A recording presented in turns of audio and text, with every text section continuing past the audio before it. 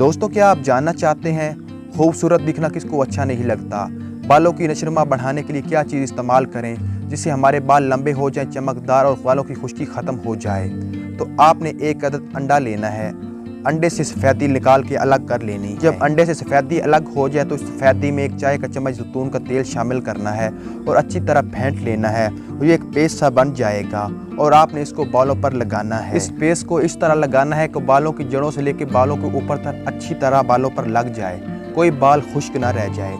अगर आपके बाल बहुत बड़े हैं या ज़्यादा हैं तो आप 2 अंडे की सफ़ेदी भी ले सकते हैं। अगर ये पेस्ट लगाते हुए आपके गले की तरफ आ रहा है तो आप गले पर कपड़ा, टिश्यू या टॉवल वगैरह लपेट सकते हैं और 1 घंटा गुजर जाने के बाद अच्छे शैम्पू से सर को धो लेना है।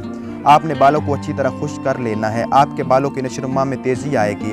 आप हफ्ते में 2 से 3 बार इस्तेमाल कर सकते हैं। अगर आप चाहते हैं तो अपने छोटे बच्चों के सर पर भी लगा सकते हैं, इसका कोई नुकसान नहीं। उम्मीद करता हूँ आप बालों की नशोनुमा के बारे में जान चुके होंगे। उम्मीद करता हूँ वीडियो आपको अच्छी लगी होगी। वीडियो अच्छी लगे तो वीडियो को लाइक कीजिए, चैनल पर न्यू है तो चैनल को सब्सक्राइब कीजिएगा।